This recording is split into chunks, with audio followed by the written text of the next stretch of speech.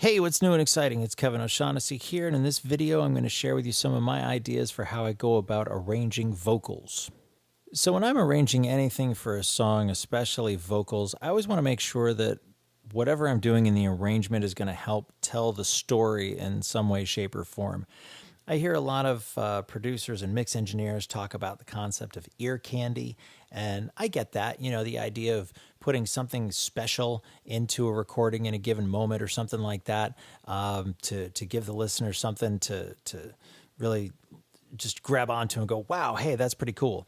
And I throw in a couple of those from time to time, but by and large, I really want to make sure that it's going to help tell some sort of story, or it's going to relate to the tracks that have been recording in some way, shape, or form. So in this tune, this is my song, I'm Sorry, and I'm going to play a little bit of the verse, and then we'll listen to the vocals by themselves, and I'll show you what I did and why I did it. No one told you where to turn, so in your eyes we're all to blame. Hollow words and painted smiles. Who gives a damn? We're all the same. Everyone's out to get you. We're too self-absorbed to feel your pain. Rolling eyes and slamming doors. Each time you ask to come in from the rain, and all it would take is someone to say. So that's the first verse, and there are two basic techniques that I'm using that you're probably very familiar with. One is unison doubling, and the other is harmonizing certain lines. Okay, so let's talk about the first thing, unison doubling. This song is basically a he said, she said kind of song, and so in the verse, we're sort of establishing what she is saying. It's kind of one of those things where you're having this conversation and you're like, okay, so let me get this straight. This is what you believe. When I decided when I was going to add a unison double on the melody, I wanted to be fairly specific about it. And so basically, what the she character is saying in this song is that all of her friends have abandoned her. And so I decided that whenever I mentioned that in a lyric, something about the friends going away or the friends not paying attention to her, that's when I used the double. All right, so check this out. I'm just going to play the first couple of lines so you can hear what I'm talking about. No one told you where to turn, so in your eyes we're all to blame. Hollow words and painted smiles. Who gives a damn? We're all the same. So you can hear basically anytime I've got a line that has the "so we've done this," that's when I decided to use the double. It just adds a little bit of color to that line, and it adds a certain amount of cohesion to it.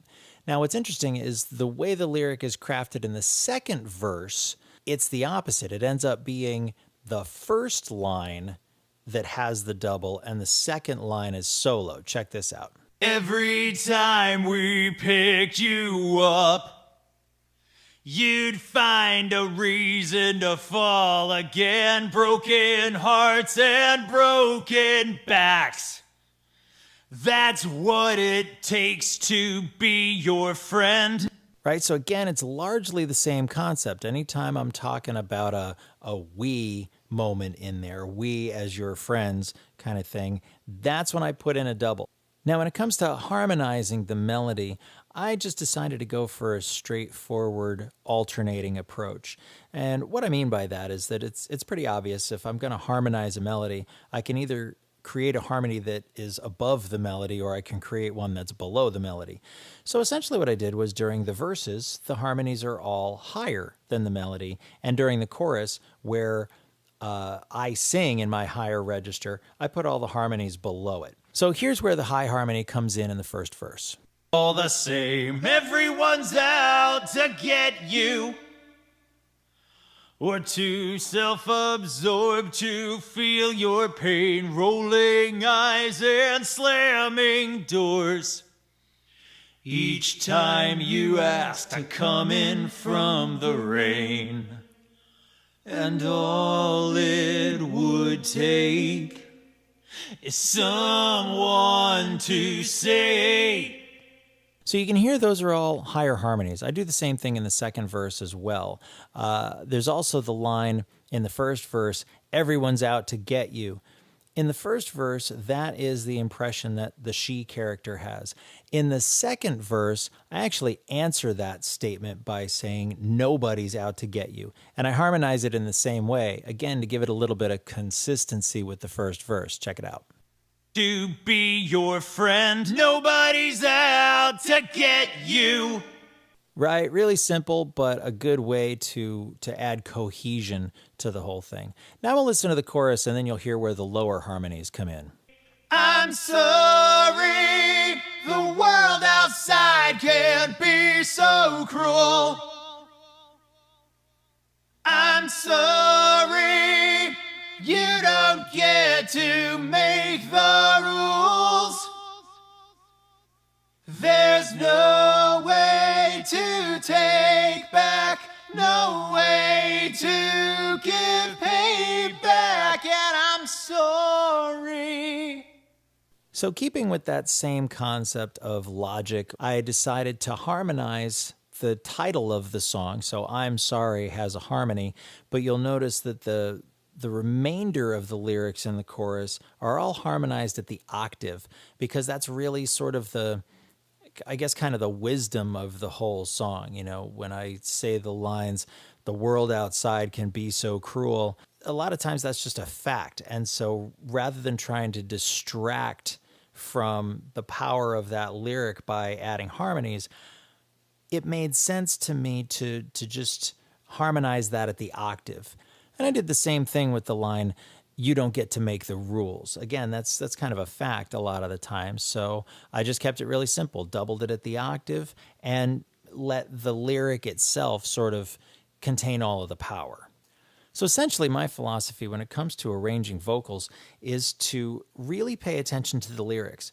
Look for patterns in the lyrics. Are there any sections from the first verse to the second verse that would benefit from having the same treatment? Is there some sort of a connection between the lyrics in one verse and in the second verse that you want to call attention to? Those might be worth harmonizing or adding a unison double to.